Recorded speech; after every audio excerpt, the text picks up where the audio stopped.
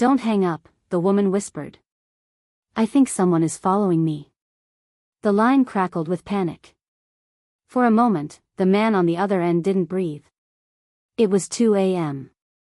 The city outside his penthouse window was all glass and shadows, the kind of silence that only comes when even the criminals are tired. In this silence, one thing was out of place: his private phone was ringing. That phone never rang by accident. That number had never been dialed by mistake. Only 4 people in the world had it. And he was absolutely sure none of them had a voice that trembled like that. He glanced at the screen. No name. No saved contact. Just an unknown number, bleeding across the display like a warning. He should have declined it. He should have tossed the phone aside and poured himself another drink. But the boss didn't. He answered. Who is this? There was silence. Then a shaky inhale. I didn't know who else to call, the woman whispered. I think someone is following me.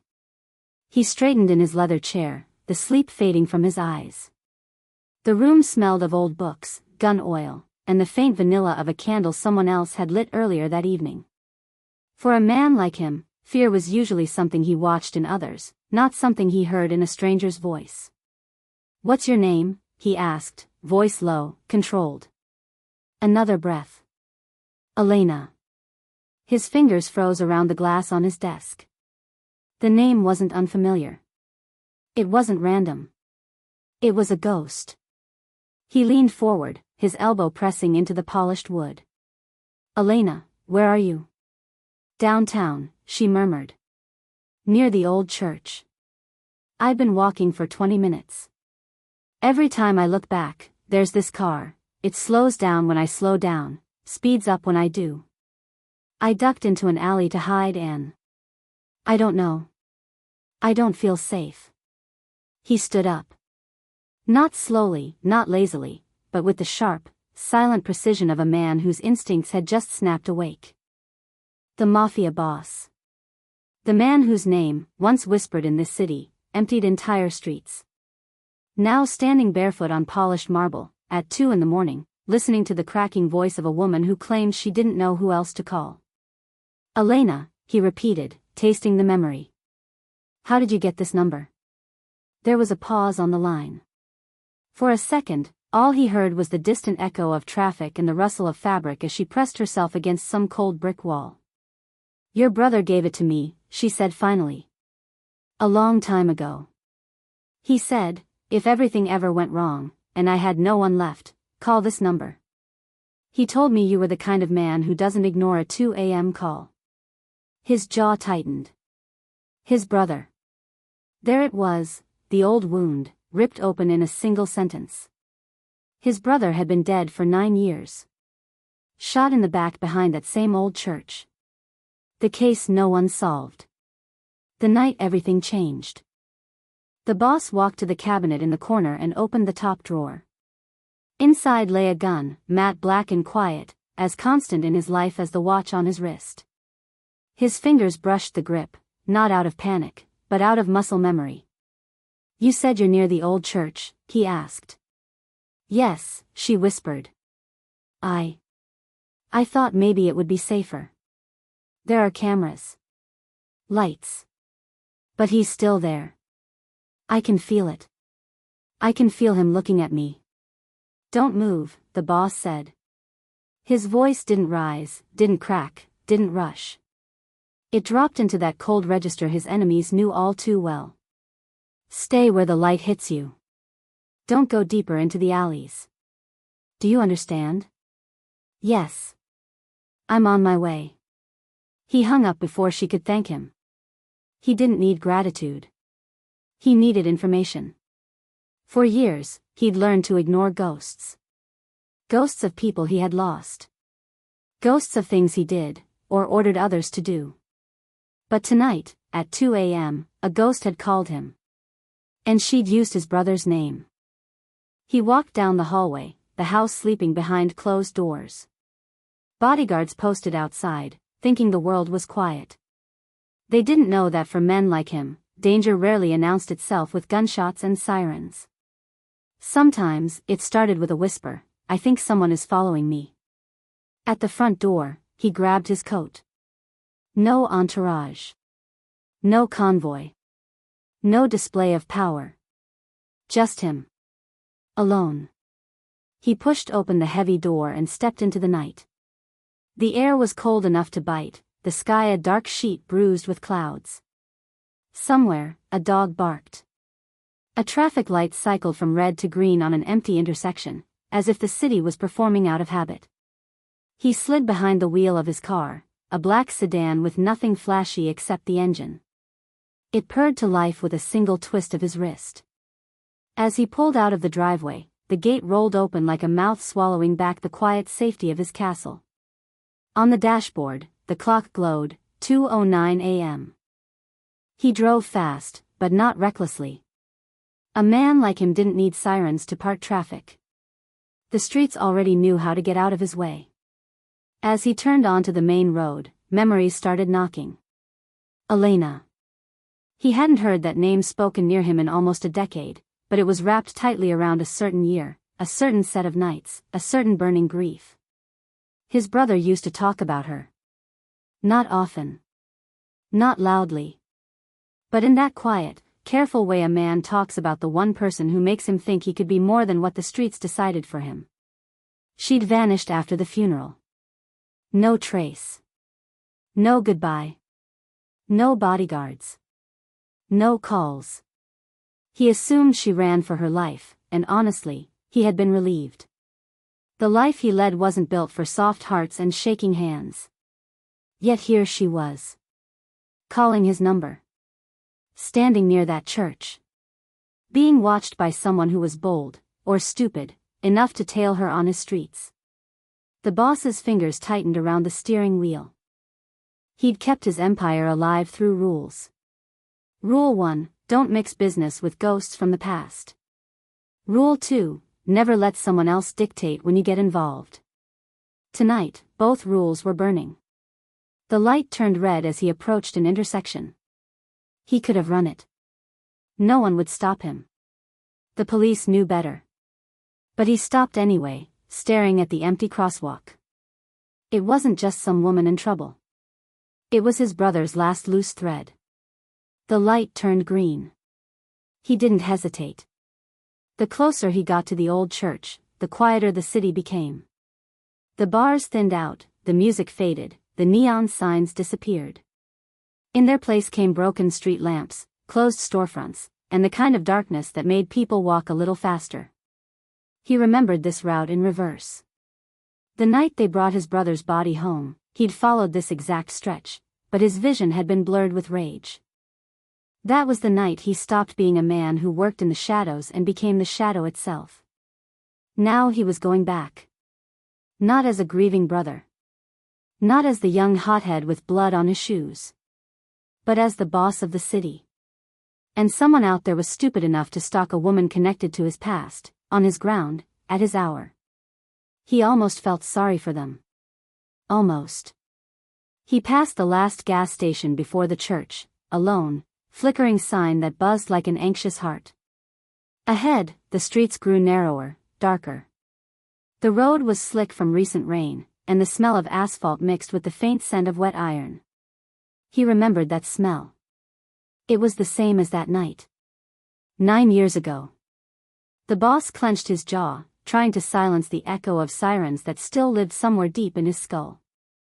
That night, he had arrived too late. His brother was already gone, a single bullet, a pool of blood, a woman crying somewhere in the distance. He never found out who pulled the trigger. Or maybe he did, and just decided to forget. Now, his past was standing at the same place, whispering through a phone line. As he reached the old church, the clock hit 2:23 a.m. It stood at the corner of Mercy and Fifth, ironic name, he thought, abandoned years ago after the fire. The roof was half collapsed, the front doors boarded shut. But one light still glowed, a street lamp flickering over the narrow alley beside it. He pulled the car to the curb, killed the engine, and stepped out. The air was thick with humidity and something else, Fear, maybe. You could smell fear when you'd lived long enough in the dark. It had a texture, like metal on your tongue. He checked the alley first. Empty. Just puddles and trash cans. Then he heard it. A sound like quick footsteps stopping too fast. Elena, he called, his voice low but sharp. A shadow moved near the church wall, and for a moment he saw her, wrapped in a beige coat, hair clinging to her cheeks from the rain. She turned at the sound of his voice, and the look in her eyes almost broke him. It was her. Older, thinner, but still her. She ran toward him, hesitating just before she reached his side, as if unsure whether she was running to safety or to another kind of danger. "You came," she whispered. "Of course I did." He scanned the street behind her, nothing but the hum of the city's sleepless electricity. Still, something in his gut told him they weren't alone. "Get in," he said, opening the passenger door. She hesitated. "I don't want to bring you into this." He almost laughed. "You called me, Elena. You're already in it." She climbed in, glancing through the windshield like the shadows themselves might move. He slid into the driver's seat, started the car, and pulled away from the curb. For several minutes, neither of them spoke. Only the wipers moved, scraping rhythmically across the glass. Finally, he said, "Tell me everything." She swallowed hard. "I've been back in the city for 3 days. I thought no one knew. I stayed quiet, changed my name, used cash. But yesterday morning, I found a note under my door. No name. Just 3 words. She reached into her pocket and unfolded a small, wet piece of paper. It said, "We remember you." He took the note, fingers brushing hers. The handwriting was jagged, confident, not a threat from a stranger, but a message from someone who knew her. He folded it again. "Who would remember you, Elena?" She turned to him, eyes glinting with something between anger and fear. "The same people who killed your brother." The words hit him like a slow punch. He gripped the wheel tighter, the leather creaking under his hands. "Start from the beginning." "I can't," she said. "Not here. Not while we're moving." He pulled the car into a parking lot behind an old diner. It was closed, but the sign above it still flickered weakly, "Open 24 hours." He killed the engine. "You have 5 minutes," he said quietly. "After that, I start finding answers my way." She nodded, trembling slightly. "Back then, your brother found out something he wasn't supposed to. About the family's new partners. About the shipment coming in through the docks. He tried to warn you, but someone got to him first. I was supposed to leave town that night. But before I could, someone came to my apartment. They didn't say a word. They just dropped an envelope and left." "What was in it?" She looked down. "A photograph." He waited. "It was me," she said, her voice cracking. "Me and your brother. Taken the day before he died." The boss leaned back in silence, his mind tracing every angle. "So you ran." "I had to. They would have killed me too. And now," she gestured at the note. "They know I'm back." He rubbed his temples slowly. The past had been quiet for too long, now it was crawling out of its grave. "Elena," he said carefully, "who took that photograph?" "I don't know," she whispered. "But whoever it was, they were close. Too close." A noise broke the silence, a sharp metallic clang from outside. They both froze. The boss reached for the gun under his coat, motioned her to stay low, and cracked the door open. A figure was moving near the corner of the diner, half hidden in the shadows. "Stay here," he murmured. He stepped out, moving like a man who'd done this 1,000 times, slow, controlled, breathing through the quiet. The rain had stopped, but drops still fell from the diner's roof, each one sounding like a tiny clock counting down. He rounded the corner. Nothing. Just a dumpster and the faint smell of cigarettes. Then, from behind the dumpster, came a flicker, the reflection of glass, maybe a lens. He raised his gun. Show yourself. Silence. Then a voice, easy, boss. You don't want to shoot me. He recognized it instantly. The accent, the arrogance. He lowered the gun a fraction. Marco, he said. You're supposed to be in Rome. The man stepped out, grinning, trench coat soaked, camera hanging around his neck. I was, Marco said. Until I heard you were getting late-night calls from ghosts. The boss didn't smile. You've been following her. I've been following whoever's been following her, Marco said. And trust me, boss, it's not someone you want as company. Who? Old names. Ones we buried. He tossed something toward the boss, a small black drive, wet from the rain. Everything's on that.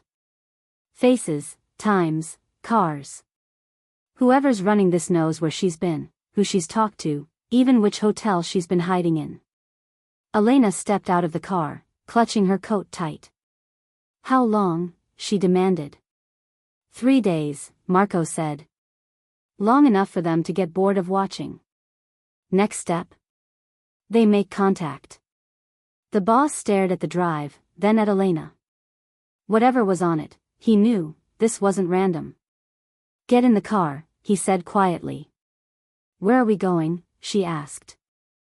He holstered the gun, eyes still cold. To find out who's watching who. They drove in silence at first. Marco took the back seat, slumping in like a man who'd seen too much and learned to joke about it just to stay sane. Elena sat in the front, hands locked together, staring straight ahead as if the night might swallow her if she blinked too long. The boss plugged the drive into the port under the dashboard. The system beeped, screen flickering to life. A simple folder appeared, labeled with a date. Yesterday's. Then another. The day before. Then another. Open the first one, Marco said. You'll love this. He tapped the screen. Grainy footage filled it, time-stamped, slightly tilted, the kind of angle you get when a camera is hidden behind something it shouldn't be. A woman in a beige coat stepped out of a cheap hotel entrance, glancing both ways. Elena. Her face was tired, but not yet afraid. That's when she arrived, Marco said.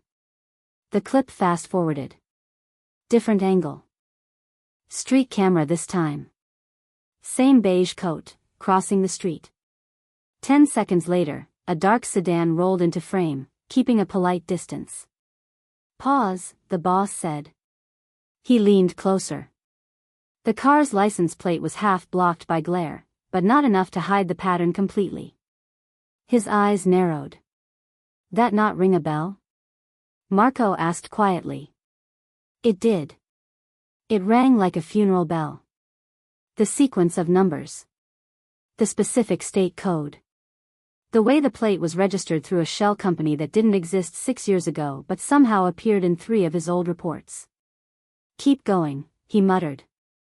Another video. Another angle.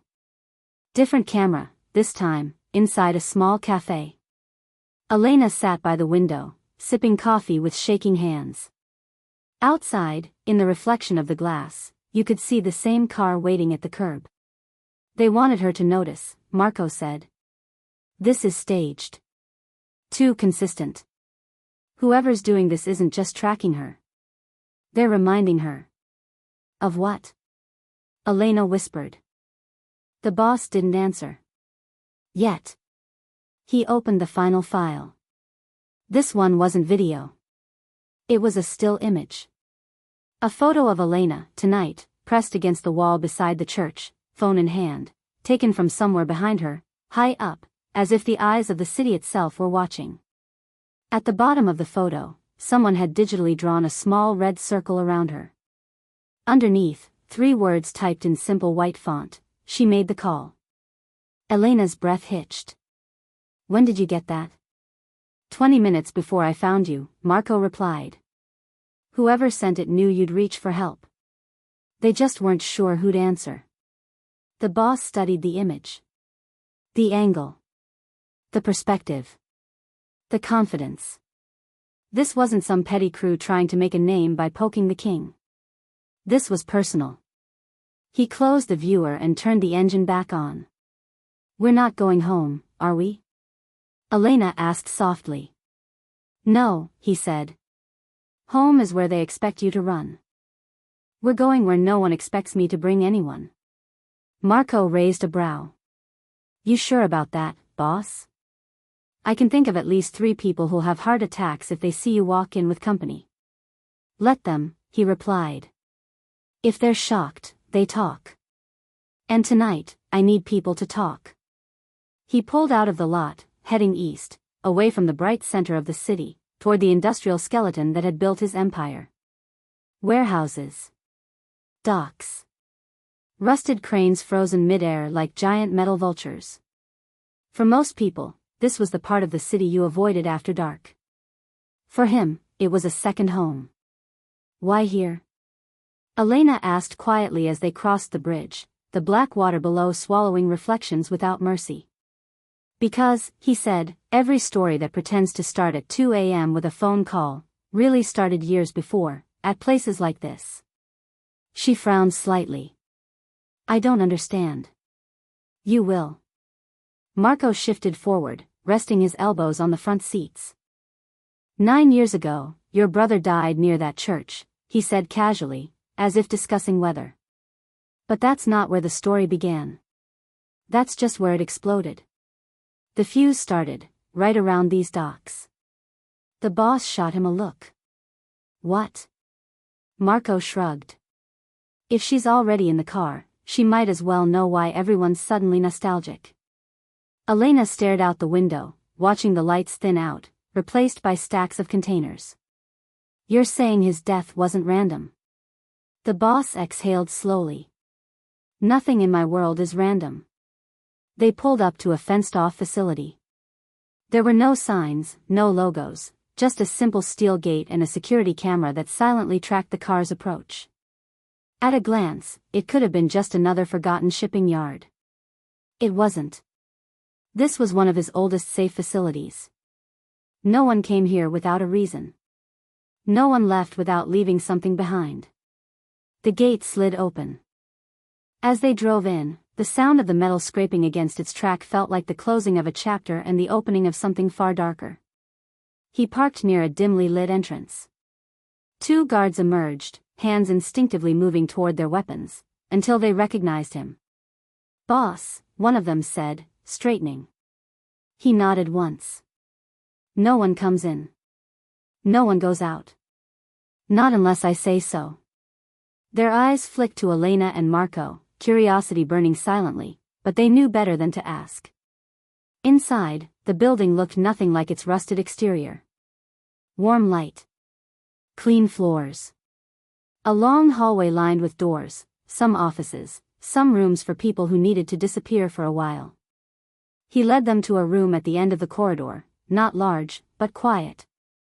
A table, a few chairs, a monitor, a safe built into the wall. Elena stepped in cautiously, arms wrapped around herself. Marco whistled low. Cozy. For a place where people come to confess or vanish. The boss ignored him. He locked the door, then turned to Elena. "You asked why someone would follow you after all these years," he said. "You asked why they'd remember you." She nodded silently. "It's simple," he continued. "They don't remember you because of who you are. They remember you because of what you saw. Or what they think you saw." Her eyes flashed to his face. "That night. I told the police I didn't see anyone. That I only heard the gunshot." "You lied," he said. Not a question. A statement. She looked away, jaw trembling. "I thought if I said I saw something, they'd make sure I never saw anything again." "And yet," Marco said lightly, dropping into a chair, "that doesn't seem to have worked." The boss sat opposite her, folding his hands on the table. "Elena. I need you to tell me the truth now, or I can't protect you. Not from them. Maybe not even from myself." She swallowed, eyes glossing. The weight of 9 years pushed against her chest, pressing words she'd buried so deep she thought they'd fossilized. The night your brother died, she began, we argued. He didn't react. Didn't blink. He wanted to meet you. He said something big was coming in through the docks, something even you didn't sign off on. I told him to leave it alone, that there were some things you don't question in your own family if you want to stay alive. What did he say? The boss asked. Her lips curved into a sad half-smile. He said, if I'm going to die one day, I'd rather it be for something that mattered. Marco muttered, yeah, that sounds like him. She continued. We were supposed to meet at the church, that old church. Neutral ground, somewhere you both knew. I got there 10 minutes early. He was late. I thought it was just him being dramatic. Her eyes drifted somewhere else, far away. Then I heard the shot. The room seemed to hold its breath. I ran toward the sound, she whispered. I saw him on the ground. I saw the blood. I saw a car pulling away. What car? The boss asked, his voice barely more than a breath. A black sedan, she said. Same model as yours. Same shape. For a second, I thought it was you. He went still. But it wasn't, she said quickly. You would never have left him there alone. The plate, she stopped, eyes widening. The plate, he repeated. You remember it? Not all of it, she said, but the pattern. I remember thinking it looked almost like yours. Just one number off. Like it wanted to be mistaken for you if someone saw it too fast. Marco sat up straighter. Boss. The car tonight, I know, he snapped, then forced his voice calm again. The car tailing her has the same pattern. Elena's hand flew to her mouth. You mean, he said slowly, whoever killed my brother used a car built to look like mine, registered through the same shell network I shut down years ago. And now they're back. With the same pattern. The same message. We remember you, Marco murmured. Yeah, the boss said quietly. And they're not talking to her. He met Elena's eyes. They're talking to me. Elena went pale. The boss's words hung in the air like smoke, slow, heavy, and suffocating. What do you mean, they're talking to you? She whispered. He leaned back in his chair, eyes fixed on the metal door. When someone wants to hurt me, he said, they don't come for me directly. They come for the ghosts. You. My brother. The past. Marco frowned. So this isn't about her. It's bait. Exactly, the boss replied. And whoever's holding the line thinks I'll take it. He stood and walked to the safe in the wall. A keypad blinked red until he pressed a sequence so fast it barely registered as numbers. The door clicked open with a sound that belonged to another world, one of secrets, not memories. Inside was a small, black folder. No markings. No labels. Just wait. He placed it on the table and opened it. Elena gasped. Photographs. Dozens of them. Some printed years ago, some freshly taken. All of the same people, his brother, her, a handful of men in expensive suits, their faces half hidden in the edges of candlelight dinners and warehouse meetings. This is from the night before he died, she said, pointing. Yes, the boss said. But look closer. She leaned in. Behind them, reflected in the restaurant window, was another table. A blurred man, head bowed, but his wristwatch gleamed through the distortion. That watch, Marco said quietly, costs more than this building. And there's only one man I know who wears it, the boss said. Vincent Romano. Elena's eyes widened. But Vincent was your ally. He spoke at the funeral. He also disappeared a year later, Marco added. Everyone thought he was in prison, or dead. He wasn't, the boss said, flipping to the next photo. He was building something. And if these people are back, then so is he. Elena stood abruptly. We have to leave. You can't fight him. You don't understand, he cut her off. No, you don't understand. You called me. You pulled me back into this. Now you're going to help me finish it. Her breath trembled. I didn't come to start a war. He looked at her, cold and measured. Wars don't ask for your permission. Marco broke the tension with a low whistle. All right. So we've got a ghost boss, a resurrected enemy, and a woman who might have seen too much. Question is, what's their play? What's worth resurrecting after 9 years? The boss walked to the monitor, inserted the drive again, and opened a hidden folder Marco hadn't shown yet. It was encrypted, but that didn't slow him. Within seconds, the screen filled with names. Cargo logs. Shipments. Codes. Each tagged with a symbol that hadn't been seen in his organization for a decade, a black circle with a red slash through it. He felt his stomach twist. That's the old mark, Marco said softly. The one we burned. Elena stared. What does it mean? It means someone rebuilt what I destroyed, the boss said. And they're using my brother's death as a foundation. He scrolled further.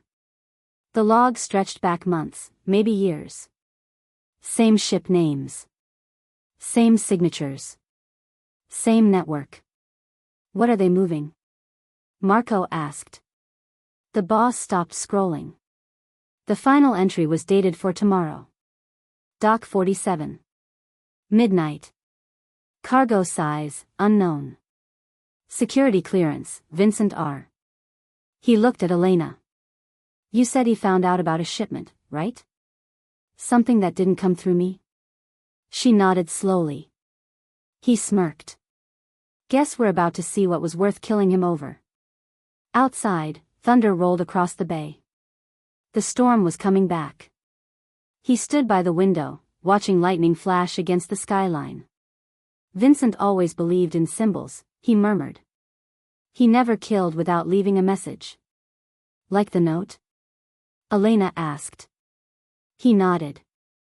Yeah. We remember you. It's not just a threat. It's a declaration.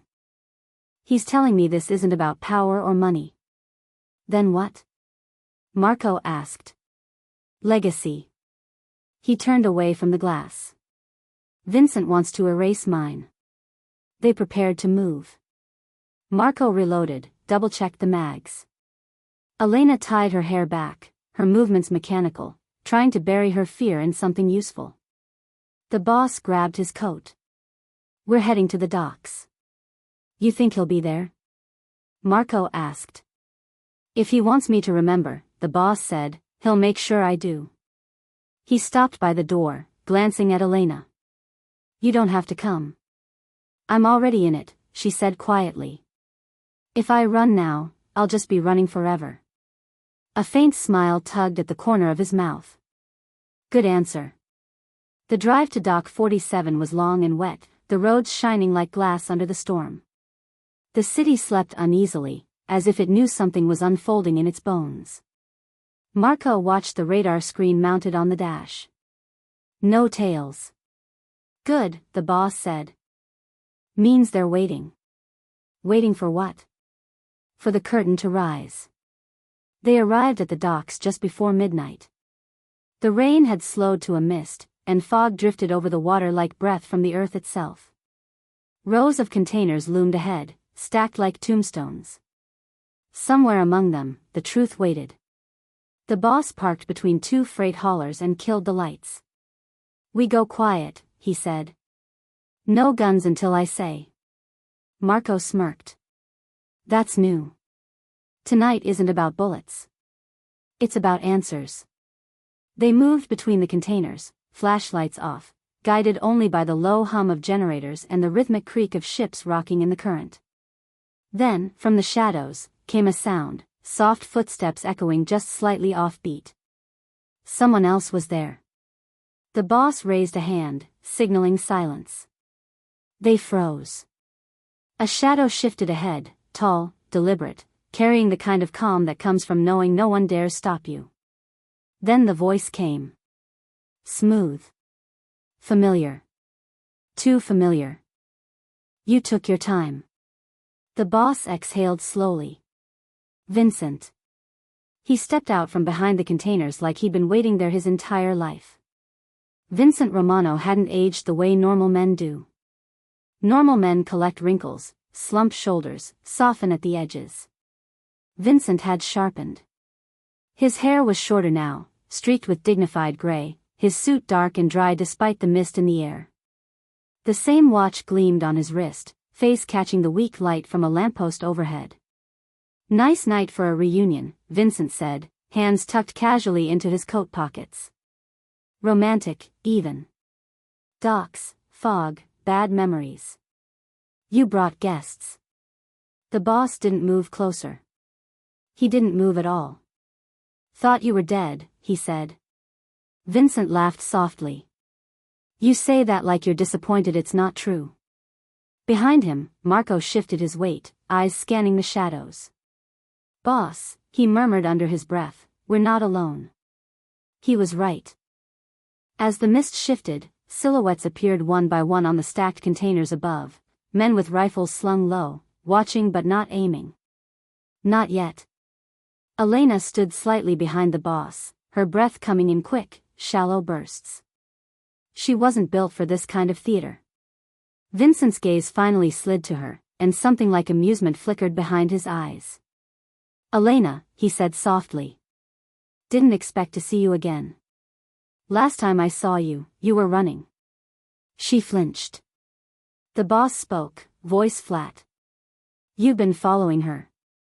Sending notes. Photos. Why? Vincent tilted his head. Because I knew you wouldn't answer my calls. You could have tried, the boss said. Oh, I did, Vincent replied. I just used the only voice I knew you wouldn't ignore. He let that hang in the air. You used her as bait, the boss said. Dangerous habit. Vincent smiled. You should talk. For a moment, the docks were silent except for the creak of rope and metal, the faint slap of water against hulls. The years between them stretched and dissolved, leaving two men and a ghost of a brother between them. You killed him, the boss said calmly. No rage. No theatrics. Just the truth laid on the table. Vincent didn't deny it. He didn't confirm it either. What's more important? Vincent asked. Who pulled the trigger, or who gave the order? Marco's jaw clenched. That's not an answer. It's the only one that matters, Vincent replied. The boss took a single step forward. The guards above shifted slightly, hands resting on their weapons. Vincent lifted a lazy hand, and they stilled.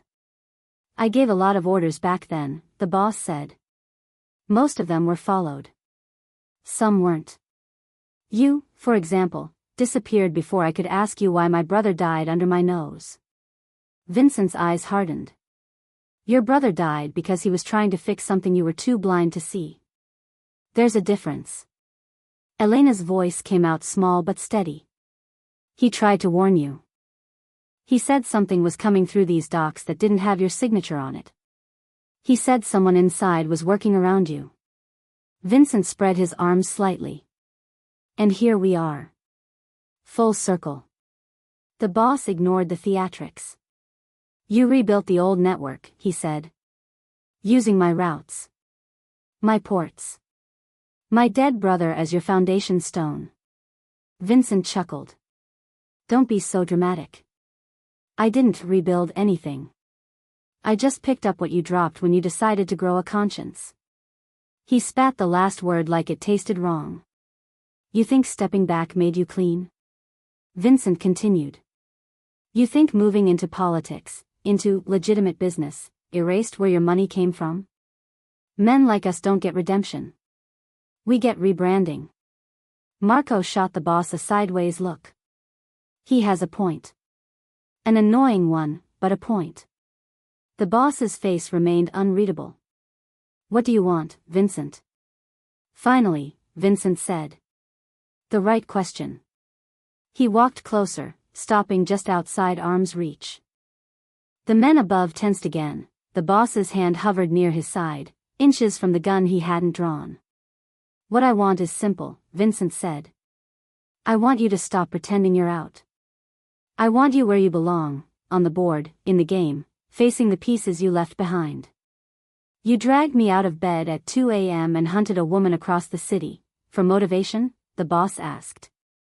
Vincent smiled thinly. "No. That was just the invitation. The real show's tomorrow night. Dock 47. Midnight. You saw the logs, didn't you?" The boss didn't answer. He didn't need to. "That shipment," Vincent went on, "isn't just product. It's proof. Proof of everything the old families did, the deals they made, the people they buried. Names, dates, accounts. Enough to burn this city clean or blackmail it into your own design. Your brother found out about it 9 years ago. He wanted to bring it to you. I wanted to use it. The people above us wanted it buried." He shrugged. "You can guess whose side won." "And now?" the boss asked. "Now," Vincent said, "the same people who ordered your brother's death want me gone, because I've rebuilt the chain tighter than there's ever was. They followed her to flush me out. I followed her to pull you in. Congratulations. You're the only man all of them are afraid of and the only one stupid enough to walk in the front door alone." Marco laughed once under his breath. "He's got us there." Elena stepped forward, voice shaking. "So what? You used my life as a message? As a reminder for a man you couldn't call?" Vincent's expression softened, not with guilt, but with a cruel kind of honesty. "You were never out, Elena. Not really. When you watch someone die in my world, you don't get to walk away. You're a page in the story. And stories have a way of being reread." The boss had heard enough. "This shipment," he said. "You're saying it's leverage." "I'm saying it's a loaded gun pointed at everyone," Vincent replied. "You. Me. The men who signed contracts with blood and ink and thought time would erase the stains. If it lands in their hands, they keep control. If it lands in yours," he smiled slowly. "Maybe you finally get the redemption arc you've been pretending you don't want." "And you?" the boss asked. "Where do you fit in?" Vincent's eyes glinted. "Me? I'm the man who survived both sides long enough to own the truth. But I can't fight them alone. I tried. They followed your little ghost here to smoke me out. They'll be watching tomorrow. They'll be ready for me." He took a breath. "They won't be ready for you." Silence. "Not the comfortable kind. The dangerous kind." "You want an alliance," the boss said. "I want a trade," Vincent corrected. "My intel, my routes, my access, in exchange for your name, your reach, your ability to walk into rooms I can't anymore. We get the shipment before they do. We decide who burns and who bends." Marco muttered, "He's insane." "Which doesn't make him wrong." Elena's hands curled into fists. "You expect him to work with the man tied to his brother's death?" Vincent's gaze hardened. "You think I pulled the trigger because I wanted to? You think I didn't know what it would do to him? That was the price. You don't get to build an empire without paying something you can't afford." The boss finally stepped closer, until they were nearly face to face. The men above tightened grips on their rifles again, but Vincent didn't flinch. "You admit it," the boss said softly. "You were there." Vincent's eyes didn't waver. "I was there. I watched him fall. I left the gun where they told me to leave it. I walked away before I could change my mind. That's the difference between you and me. You mourned him. I weaponized him." For the first time, something flickered behind the boss's eyes. Not grief. Not rage. Something colder. "And you think," he said, his voice dangerously calm, "that I'm going to help you win?" Vincent leaned in, voice dropping to a whisper only he could hear. "I think you're smarter than you used to be. And I think you're tired of pretending the life you built on top of his grave doesn't still rest on the same rot. Bring the shipment into the light, and you don't just get revenge. He pulled back slightly, gaze sharp. You get to decide what survives. The boss considered him for a long moment. The fog curled around them like a curtain waiting to fall. Then, finally, he spoke. If I say no? Vincent smiled, but it didn't reach his eyes. Then tomorrow night, they take the shipment, erase the last traces of what they did, and finish tying up loose ends. Starting with her. He nodded toward Elena. And you? The boss asked. Oh, they'll come for me too, Vincent said. But I've made peace with that. You, on the other hand, he tilted his head. You'll spend the rest of your life wondering if your brother died for something you were too cowardly to face. The words slid under his skin like a blade. Marco shifted anxiously. Boss, we don't have to like him. We just have to use him. Get what we need, then cut him loose. Vincent smirked. Spoken like a true survivor. Elena shook her head. You can't trust him. He'll sell you the second it benefits him. I know, the boss said quietly. That's why this isn't about trust. He looked at Vincent. This is about control. Vincent's smile widened just a fraction. So you'll come? The boss let the answer hang in the night for a heartbeat longer than anyone liked. Then, I'll be there. Alone, Vincent added. Marco bristled. That's not happening. Vincent's gaze cut to him. You come armed with an army, they'll panic. This isn't a war yet. It's a negotiation. They still think they can intimidate him. Let them. The boss nodded slowly. No entourage. No theatrics. Just me. And her, Vincent said suddenly. Elena stiffened. What? You brought her into this, Vincent said. They already know she's in play. If she's not there, they'll know something's wrong. With her there, they think they hold a knife. Without her, they bring a bigger one. The boss didn't answer immediately. He looked at Elena instead. You said you were done running, he reminded her softly. Her throat worked as she swallowed. There was terror in her eyes, but also something he hadn't seen in her before. Resolve. If I don't go, she said slowly, they'll keep hunting me anyway. At least this way, I see who's been chasing me. Marco groaned. I miss the days when problems could be solved with a bullet and a back alley. Those days never existed, the boss said. We just told ourselves they did. Vincent stepped back into the mist. Dock 47. Midnight. If you're late, they'll take it as an insult. And boss. The man paused. Vincent's eyes locked onto his. Remember who you are when you step onto that dock. Not the businessman. Not the philanthropist. The man this city learned to fear. It's the only language they still respect. Then he was gone. Not with a dramatic exit, not with a shot or a shout. Just one step, then another, until the fog swallowed him and the silhouettes above melted back into the darkness. The three of them were alone again. Marco broke the silence. So. Tomorrow night.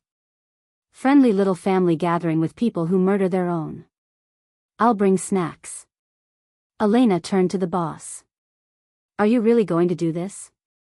He stared out at the black water, the cranes, the rows of containers. The same stage where his brother's story had been cut short, now preparing to host its sequel. I don't have a choice anymore, he said quietly. This didn't start with that 2 a.m. call. It started 9 years ago. Tomorrow night, it ends. He looked at her then, really looked. But this time, he added, we choose who walks away. The next day didn't feel like a day. It felt like someone had taken the clock, removed all the numbers, and left only the ticking. Morning came and went behind blackout curtains. The world outside kept moving, markets opened, deals were made, people argued over coffee and traffic, But inside the safe facility, time was a waiting room with no magazines. The boss sat alone at the far end of the corridor in a small office that once belonged to an accountant who laundered money so cleanly it came out smelling like charity. The desk was bare now except for three things: a glass of water, a file, and a pistol. He hadn't slept. He'd closed his eyes, sure. Let his head rest against the back of the chair. But sleep? No. Every time he drifted, he saw his brother. Not the body on the ground, not the funeral, not the coffin. Just him laughing in the kitchen, a towel over his shoulder, scolding him gently about the life he'd chosen. "You can't stay in the dark forever," his brother used to say. "Light hurts my eyes," he'd answer. Now here he was, standing on the line between the two. A soft knock came at the door. "It's open," he said. Elena stepped in. She'd changed into dark jeans, a fitted black jacket, boots built for speed instead of style. Hair tied back, no jewelry, no perfume. She looked like someone trying very hard to erase any trace of herself from the world. "You eat?" he asked. She shook her head. "Couldn't." He pushed the glass of water toward her. "At least drink." She took it, fingers brushing the rim without lifting it to her lips. "Do you ever get used to this?" she asked quietly. "The waiting?" "No," he said. "You just get better at pretending it doesn't bother you." She gave a small, humorless smile. "You're good at pretending, then." He didn't deny it. She sat across from him, staring at the file on the table. "What's that?" "Everything I could never prove," he said. "Old contracts. Offshore accounts. Names that were powerful 9 years ago and still are now, just with nicer suits and cleaner public images. And tonight blows it all open." "If we're lucky," he replied. "If we're unlucky, tonight buries it forever." Her fingers tightened around the glass. "You really believe Vincent?" "I believe he's scared enough to tell the truth," the boss said. "Fear turns liars into confessors. At least for a while." "And you?" she asked. "Are you scared?" He thought about lying. Instead, he said, "Yes. But not of what you think." "What, then?" "Of what I'll do," he said. "If they give me a reason." She looked down. "I used to be scared of you." "You should be," he said.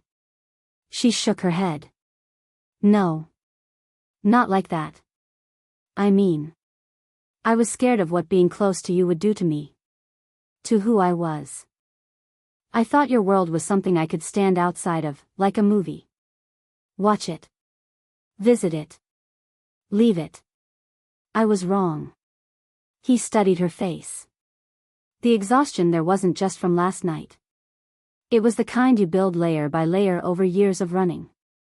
"Last night," she continued, "when I called you, I almost hung up before you answered. I thought, he's moved on. He has a new life. I'll just drag him back into something ugly." "You did," he said. She winced. "But you also gave me something," he added. She frowned. "What?" "A chance," he said. "To stop pretending the story ended when the casket closed." Silence settled between them for a moment. This time, it didn't feel hostile. Just heavy. Another knock. Louder. Less patient. Marco stuck his head in. "Hate to interrupt group therapy, but we've got movement." The boss stood. "What kind?" "The kind with money and bad intentions," Marco said. "Our friend Vincent's little network started pinging. Messages, calls, encrypted chatter. Doc 47 is about to host a party." "Police?" the boss asked. "No sirens yet," Marco said. "Couple of uniforms got their shifts changed last minute, though. That never happens without a favor being called in. If they show up, it'll be to look the other way, not stop anything." "Good," the boss said. "I don't need Boy Scouts complicating this." He turned to Elena. "Last chance. You stay here, you might live a little longer. You come with me, you see everything. She took a slow breath. If I stay, I'll always wonder. If I go and don't come back, she hesitated, then met his eyes. At least it ends with me finally stopping. He nodded once. Acceptance. Not approval. Then let's go, he said. Night fell early, as if the sky wanted no part of what was coming. The drive to the docks felt different this time. There was no guessing now. No fog of uncertainty to hide behind. They knew the place. They knew the time. They knew the stakes. What they didn't know was how many people would be waiting in the shadows, or how many of them were still pretending to be legitimate in daylight. Marco rode in a separate car this time, trailing far enough back to disappear into the traffic that skirted the industrial district. He'd argued fiercely about coming closer. The boss had shut it down with a look. You're my insurance, he'd told him. Not my shadow. Elena sat beside him again in the front seat, but she didn't clutch herself this time. Her hands rested on her thighs, fingers tapping an uneven rhythm against the fabric. You know why he chose 2 a.m. for the call? The boss asked suddenly. She glanced at him. Habit? Symbolism, he said. 2 in the morning is the hour nobody claims. Too late for yesterday, too early for today. Everything that happens at that time feels like it belongs to no one. She looked out the window. But it does belong to someone. He nodded. To the people who stay awake. To the people who make decisions everyone else will feel when they wake up. The car glided over the bridge again, light sliding across the windshield like search beams. The water below looked blacker than the night, swallowing reflections whole. Your brother, she said quietly, would he have come tonight? He didn't answer immediately. He thought about it. Yes, he said finally. He would have come. But he would have tried to talk his way out of it before bullets ever left a chamber. And you? She asked. I try, he said. I just don't always believe in the people I'm talking to. Dock 47 loomed ahead, lit by a handful of high-mounted lamps that cast more shadows than light. The cranes stood like giant gallows against the sky. The boss parked where he had a clear view of the main loading area without pulling into the spotlight. Remember, he told Elena, you're not here to be brave. You're here to stay alive. If I tell you to move, you move. If I tell you to run, you run. If I tell you to duck, I don't argue, she finished. He nodded. Good. He stepped out first, adjusting his coat, feeling the familiar weight of the gun at his side. He didn't draw it. Not yet. Tonight, the weapon wasn't supposed to be the gun. It was supposed to be him. Elena followed, the cold biting through her jacket. The air at the docks always felt colder than the rest of the city, like the water stole warmth from whatever got too close. They walked together toward the heart of Dock 47. As they approached, shapes emerged from the edges of the light. Men in suits, not street thugs, expensive wool, sharp shoes, coats that had seen more boardrooms than back alleys. A different kind of predator. These weren't soldiers. These were shareholders. At the center of it all, near a shipping container sprayed with the faded remains of a black circle and red slash, stood Vincent. He smiled as they neared. Right on time. I'd almost started to worry you've changed. I haven't, the boss said. I just stopped advertising it. Vincent's gaze flicked to Elena. Good. You brought the message. She stiffened. I'm not a message. Vincent smirked. That's what everyone says before people start dying for them. Before the boss could answer, another car rolled up. This one wasn't black or discreet. It was silver, polished, and brazenly out of place among the rust and grime. 3 men stepped out. The first was tall, silver-haired, and wore the kind of confidence that came from decades of having other people clean up his messes. His name was Adrian Vale, a philanthropist on paper, a quiet kingmaker in reality. The news loved him. The streets feared him without knowing why. Beside him walked Senator Caldwell, the smiling face that promised reform every election cycle while shaking hands with devils behind closed doors. The third man was quieter, his suit darker, his tie looser. He was the one who made the other two sleep at night, Luis Ortega, the lawyer who knew where every document was buried and which judges could be bought with money versus leverage. These weren't rivals. These were the men above the board. The real architects. Adrian spotted the boss and stopped, the faintest crease forming between his brows, like someone had placed the wrong painting in his curated gallery. I was told this would be a private arrangement, Adrian said, his tone smooth, eyes cold. It is, Vincent replied. Private enough. Just the men who matter and the ghosts they've made. Caldwell adjusted his cufflinks, glancing at the boss. You've been very quiet these last few years, he said. Some of us took that as a sign of maturity. Some of you, the boss said, took it as an opportunity. Ortega said nothing. He just watched. The way a man watches a judge's face right before a verdict. And she? Adrian asked, looking at Elena like she was a misplaced file. Is she necessary? She's the reason we're all here, Vincent said. Her and the one lying in the ground. The boss stepped closer, placing himself subtly half a step in front of Elena.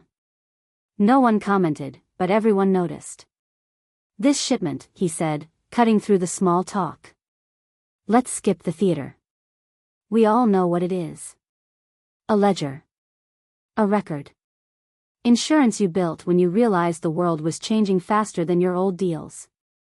Ortega's lips twitched.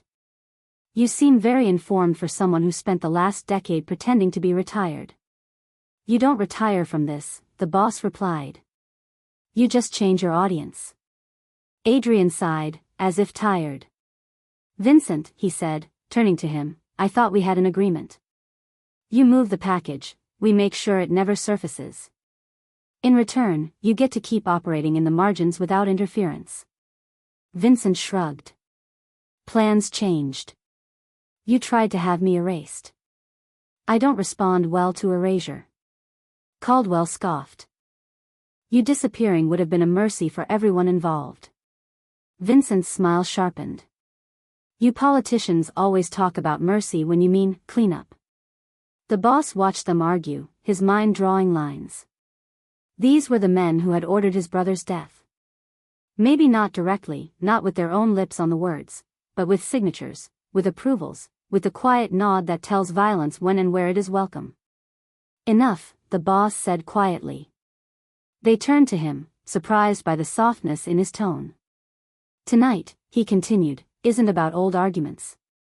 It's about what happens to that shipment. To the truth. Adrian smiled faintly. Truth is a flexible thing, my friend. Not when it's printed, the boss said. Not when it's recorded. Names. Transfers. Off-the-books agreements. Payments to judges, police, foreign partners. You put it all in one place. That's not truth. That's a weapon. And whoever holds it, Ortega said slowly, decides where it points. Exactly, the boss replied. The wind shifted. Somewhere nearby, a ship's horn blew, a low, haunting sound that seemed to vibrate in their bones. The game was no longer about whether the shipment existed. It was about who would walk away holding it. Adrian broke the silence first. So, he said smoothly, let's be practical. The container is here. The ship has docked. We sign off, the contents go where they're supposed to go. Everyone walks away with their history intact. Vincent laughed under his breath. Your history is a crime scene, Adrian. Don't dress it up as heritage. Caldwell snapped, you were part of it too. Oh, I know, Vincent said. I just stopped lying to myself about what that means. The boss let them talk, letting their words fill the air while his eyes moved. Guards on the periphery. 2 at the far crane base. 1 on the catwalk. Another above the container stack. No uniforms. No insignias. Professionals. Not Vincent's men, too disciplined. Not Adrian's either, he preferred distance. Probably Ortega's hires. Everyone had brought insurance. Including him. Open it, Adrian said finally, nodding toward the container. Let's stop orbiting and get to impact. Vincent looked at the boss. You want to do the honors, or should I? Neither, the boss said. You three ordered this shipped. You open it. Ortega studied him. Afraid of what you'll see? No, the boss replied. I just prefer my fingerprints clean when things go wrong. For the first time, Ortega smiled. A small, sharp thing. He motioned to one of his men, who moved to the container, unlocked the heavy latch, and hauled the doors open. Cold air spilled out. The interior was lit by a single, glaring bulb. No rows of boxes, no stacks of cash, no guns. Just one object, bolted to the floor in the center, a large, metal case. Thick hinges. Combination lock. Old, but well maintained. Adrian exhaled slowly. There it is. The heartbeat of a decade, Ortega murmured. Caldwell shifted uneasily. I thought we agreed this was to be destroyed, not paraded. Relax, Senator, Vincent said. It's not being paraded. Just redistributed. The boss stepped closer to the open container, Elena right behind his shoulder. The metal case seemed almost unremarkable. That was the point. No one hides priceless evidence in something flashy. Combination, Ortega said quietly. Adrian recited a set of numbers, voice steady. The guard knelt, turned the dials, and opened the case with a groan. Inside, wrapped in plastic and bound in stacks, were files. Hard drives. Ledgers. Photos. Scanned copies of contracts. A dense, physical memory of everything they tried to erase. Elena stared. This is all real? Every bribe, the boss said softly. Every payoff. Every order. Every erased name. If this leaks, Caldwell whispered, the entire city burns. Courts, banks, elections, charities, everything. That's the point, Vincent said. Or the leverage. Depending on who walks out of here with it. Adrian looked at the boss. You don't want this. The boss raised a brow. Don't I? You're not stupid, Adrian continued. You know what happens to the first man who holds the match near a pile of dry history. Everyone jumps him at once. And you're offering what? The boss asked. A return to balance, Adrian said. We take the case. We dismantle what needs dismantling quietly. We erase what's too dangerous. You go back to your towers and investments. You maintain your sphere. We maintain ours. No one digs up any more graves. That what you told my brother? The boss asked. Something flickered in Adrian's eyes. Your brother was emotional. Idealistic. He thought the world could be made clean by force. He didn't understand that some stains are load-bearing. Elena flinched. You killed him because he wanted the truth. We authorized an action, Ortega said, voice gentle the way a surgeon's might be. Others handled the details. Vincent looked at the boss. They're not ashamed. Just annoyed you're still asking questions. The boss stepped away from the container, hands at his sides. The men above shifted again, anticipating a command from someone, anyone. He looked at Elena. You see now? She nodded slowly, eyes fixed on the open case. If this disappears, so does he. Forever. Yes, the boss said. He'll be just another rumor. A footnote. And if it doesn't, she asked. Then the city learns the language of fire, he replied. The dock seemed to tilt under the weight of the choice. Adrian smoothed his tie. Let's be honest. You're not a crusader. You're a builder. Men like you don't burn down structures, they acquire them. Take your place. Take your comfort. Let us handle the rest. For a second, the boss almost laughed. The offer was so old, so familiar, it felt like déjà vu. I used to think like you, he said quietly.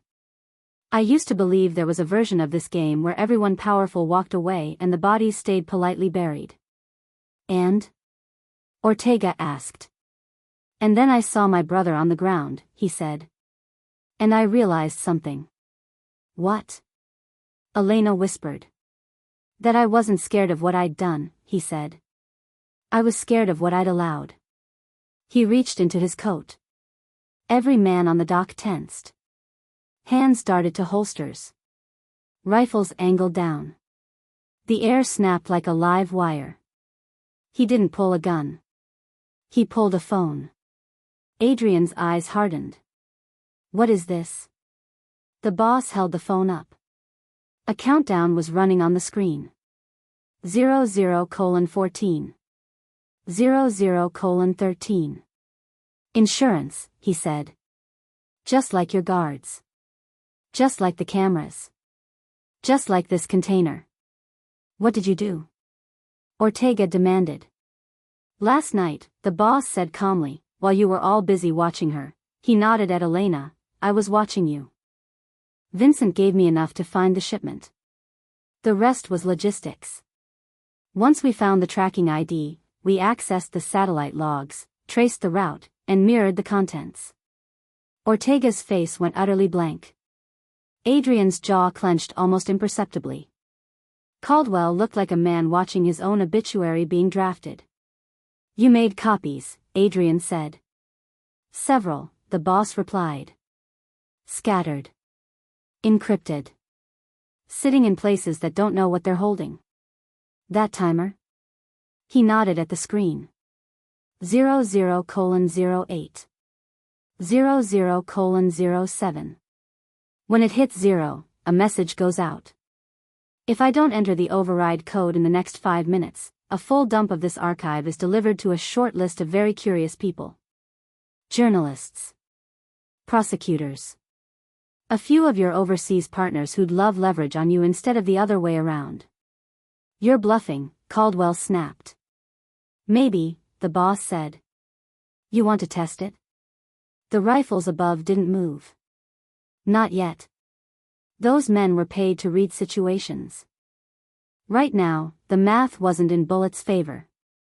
Adrian stepped forward slowly, hands visible. What do you want? He asked. The boss tapped the screen. The timer stopped at 0:03. First, he said, you're going to understand something. I'm not here to join you.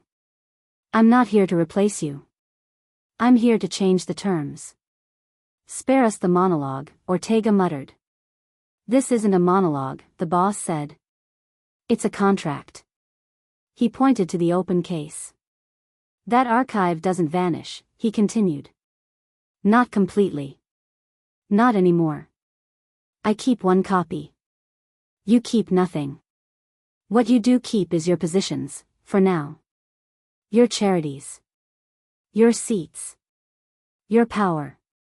But the next time you sign off on a death to protect the Empire, the next time you erase a name, I hit send. No more warnings. Adrian shook his head. You think you can scare us into virtue? No, the boss said. But I can make fear expensive again. Elena watched him, something fierce and fragile blooming in her chest. This wasn't the man she remembered from kitchens and quiet family dinners. This was something else, harder, sharper, somehow heavier with time. But for the first time, she saw the line he'd chosen to walk. Not out of the dark, just closer to its edge. And us? Vincent asked softly. The boss turned to him. You get what you wanted. Chaos in their ranks. A chance to carve out your own corner while they're busy holding their breath. And you just trust him? Caldwell demanded. The man who admitted to participating in your brother's death? No, the boss said. I don't. That's why he doesn't get the failsafe code. Vincent barked a short laugh. You give with one hand, you cut with the other. That's the only way anything survives, the boss replied. Ortega's calm finally cracked. You're putting a knife to everyone's throat, including your own. If this gets out, your name is in there too. I know, the boss said. That's what makes it honest. For a long moment, no one spoke. The fog pressed in, as if the air itself was waiting to see which way the world would tilt. Finally, Adrian exhaled. What guarantee do we have you won't release it anyway? Out of guilt. Or rage. Or boredom. You don't, the boss said. Just like I never had a guarantee you wouldn't decide my family was inconvenient. He stepped back from the container. We're done pretending this city runs on trust, he said. From now on, it runs on awareness. You know I can burn you. I know you can try. We live in that knowledge. He looked at Elena. And she walks, he added. No more shadows. No more cars. You pull her into your games again, I don't wait for a timer. Ortega looked like he wanted to argue. Adrian stopped him with a small gesture. Agreed, Adrian said finally. On one condition. The boss raised a brow. You stay awake, Adrian said. You disappear again, you lose control of the story. Men like you don't get to walk away anymore. You want to hold the leash on this bomb, you stay in the room. The boss considered that. A lifetime sentence spoken in polite terms. Fine, he said. I'll stay. Caldwell swallowed. You realize you've just put all of us on a knife's edge. The boss met his eyes. You've been standing on one for years. I'm just taking away the blindfold. He pocketed the phone, the timer frozen at 3 seconds, like a heartbeat ready to resume if pushed. Then he did something no one expected. He closed the metal case. Take it, he said. Adrian frowned. I told you, the boss said. I already have what matters. This is comfort. Paper. You like physical objects. They make you feel in control. They stared at him as if he'd gone mad. You walk away with your box, he continued. You sleep on it. Guard it. Hide it. Lose hair over it. But understand, your safety no longer lives there. He tapped his chest once. It lives here. Ortega shut the case with shaking hands. 2 guards moved quickly, lifting it out of the container like pallbearers. Adrian watched the boss for a long, measuring moment. Then he turned and followed his men toward the car. Caldwell trailed behind, suddenly small without a podium or camera. Ortega glanced back once, eyes full of quiet, calculating hatred, then forced it down. Vincent remained. You really did it, he said. You turned the whole game sideways. Not yet, the boss said. Right now, I just tilted the board. Vincent smirked.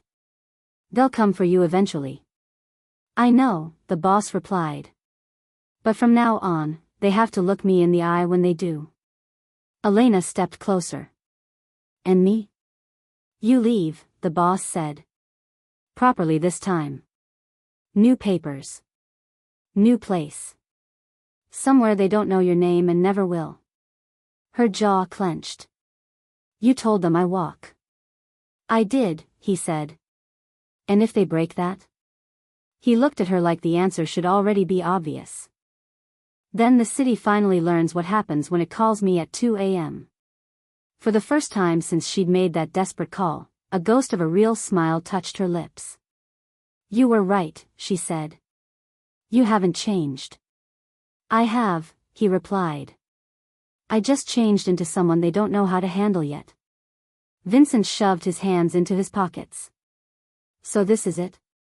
We go our separate ways, all of us holding different pieces of the same loaded story? For now, the boss said. Enjoy the breathing room. It won't last. Vincent studied him, then Elena. You know, he said thoughtfully, your brother always believed you'd get here. He said one day you'd stop choosing between being the hero and the villain and just be the one who moves the pieces. The boss's eyes darkened. You don't get to speak for him. Vincent nodded once. Fair enough. He turned and melted back into the maze of containers, disappearing as easily as he'd arrived. The dock grew quiet again. The silver car rolled away. The cranes creaked. Somewhere across the bay, sirens wailed for someone else's crisis. The boss and Elena were alone. Is it over? She asked. No, he said. But it's different. They walked back toward the car. Behind them, Dock 47 settled into stillness, the kind that hides pressure rather than absence. As they drove away, Elena watched the receding cranes in the side mirror. You really would release it, she said. If you had to. Yes, he answered. Even if it takes you down too. Especially then, he said. If they ever make me a ghost. I want to haunt them properly.